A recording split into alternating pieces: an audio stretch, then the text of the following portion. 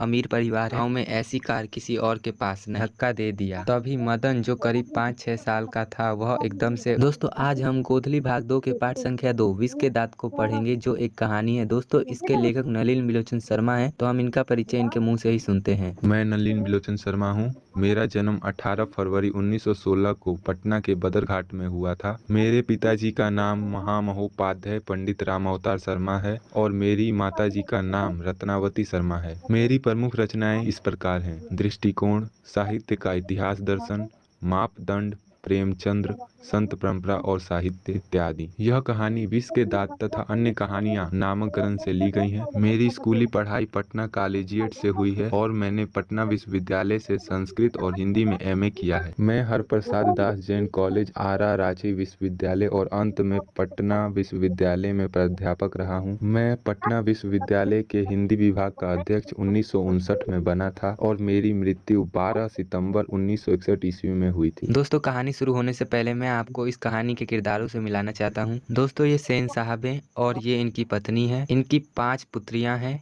जिनका नाम सीमा, रजनी, आलो, शेफाली, आरती है और इनका एक पुत्र है जिसका नाम खोखा या कासू है। दोस्तों इसका नाम कासू है पर इसको इसके पिताजी प्यार से खोखा कहते हैं। दोस्तों ये परिवार इस कहानी का अमीर परिवार है। अब मैं आपको इस कहानी के गरीब परिवार से मिलाता हूँ। दोस्तों ये हैं गिरधर लाल और ये इनकी पत्नी है। इनके बेटे का नाम मदन है। अब दोस्तों हम कहानी की ओर बढ़ते हैं। सेन साहब के पास एक काले रंग की कार थी जो 7500 रुपए की थी। सेन साहब को अपनी कार पे बहुत आन था क्योंकि गाँव में ऐसी कार किसी और के पास नहीं थी। उस कार की चमक ऐसी थी कि लोग उसमें अपनी शक्ल भी देख सकते थे। उस कार को अगर कोई छू ले तो समझो उसकी आज सामत आई है। सेन साहब एक अमीर व्यक्ति थे। सेन साहब की 5 पुत्रियां थी जिन्हें वह कठपुतली बनाकर रखते थे क्योंकि वह सेन साहब के एक इशारे पर हाजिर हो जाती थी। अगर सेन साहब कह दे कि लड़कियों आज खेलना नहीं है तो वह नहीं खेलेंगी। दोस्तों उनके लिए खाने पीने का नियम अलग था और पढ़ने लिखने का नियम अलग था। वह ज्यादा हंस नहीं सकती थी, ऐसे नियम थे उनके घर में। सेन साहब ने ऐसा नियम बना रखा था अपने घर में। सेन साहब का एक लड़का था जो सबसे छोटा था और उसका नाम कासू था, लेकिन सेन साहब उसे प्यार से खोखा कहते थे। खोखा सभी मामलों में अपवाद था क्योंकि वह अपने घर के सभी नियमों को नहीं मानता था। एक दिन सेन साहब की काले रंग की कार घर के बाहर खड़ी थी। उस दिन गिरधर लाल जो सेन साहब के यहाँ किरानी था वह अपने बेटे मदन को भी लेकर आया था। मदन उस घर में पहली बार गया था तो वह वहाँ की चीजों को देखकर हैरान हो गया था। उसने देखा कि वहाँ पर एक काले रंग की कार खड़ी है तो मदन ने जाकर के वह कार को छूना चाहा। तभी ड्राइवर ने उसे धक्का दे दिया। तभी मदन जो करीब 5-6 साल का था वह एकदम से उठा और ड्राइवर का कॉलर पकड़ने के लिए खड़ा हो गया। तभी सेन साहब ने सुना कि घर के बाहर लड़ाई झगड़े की आवाज आ रही है। तो सेन साहब और उनकी पत्नी घर से बाहर आए। बाहर आके देखा तो एक छोटा सा बच्चा था जो 5-6 साल का था। वह ड्राइवर का कॉलर उछल उछल कर पकड़ रहा था। तो सेन साहब ने ड्राइवर से पूछा, ड्राइवर क्या हुआ? तो ड्राइवर ने कहा, ये जो लड़का है वो आपकी कार को छू रहा था। तो सेन साहब ने मदन से कहा कि तुम इस कार को क्यों छू रहे थे, कौन हो तुम? तो मदन ने कहा कि मैं इस घर में काम करने वाले गिरधर लाल का बेटा हूँ। यह सुनने के बाद मदन की माँ दौड़कर आई तो सेन साहब ने बोला कि मदन की माँ मदन को ले जाओ और देखना कि यह फिर से ऐसी गलती ना करे। तभी सेन साहिबा ने कहा,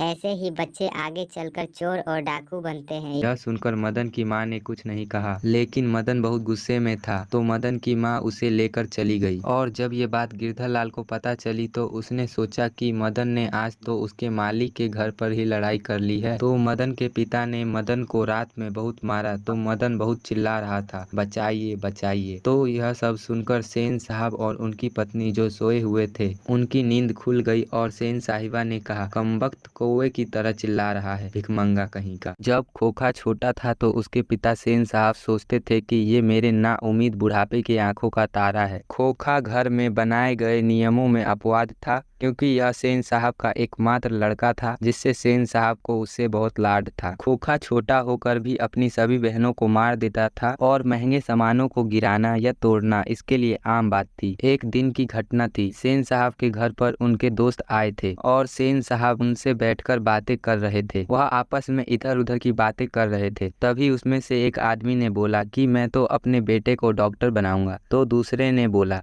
कि मैं तो अपने बेटे को इंजीनियर बनाऊंगा। तभी सेन साहब ने कहा कि मैं तो अपने बेटे को इंजीनियर नहीं तो बिजनेसमैन बनाऊंगा। अरे आजकल की पढ़ाई में क्या रखा है, मैं तो अपने बेटे को पढ़ने के लिए कहीं नहीं भेजता हूँ, मैं तो अपने बेटे को घर पर ही पढ़ाऊंगा। सेन साहब अपने घर पर एक बढ़ई को बुलाकर उसे अपने बेटे को बढ़ई का काम सिखाने के लिए कहते थे। बढ़ई से शिक्षा लेकर खोखा हमेशा ठोक ठाक करता रहता था और कोई सामान को बिगाड़ता और बनाता रहता था। एक बार क्या हुआ कि जब सेन साहब के दोस्त उनके घर पर आए थे तो खोखा ने उनके कार की हवा ही निकाल दी थी। जब सेन साहब के दोस्त उनके घर से जाने लगे तो उन्होंने देखा कि उनके कार की हवा तो निकल गई है, तो वह सोचने लगे कि यह कार की हवा किसने निकाली है। तभी वहाँ पे दूसरी काले रंग की जो कार खड़ी थी उसका हेडलाइट खोखा ने तोड़ दिया। यह देखकर सेन साहब के दोस्त ने सेन साहब से कहा, यह आपका बेटा बड़ा अजीब है, अजीब अजीब हरकतें करता है। तब सेन साहब ने अपने बेटे का पक्ष लेते हुए कहा कि मेरा बेटा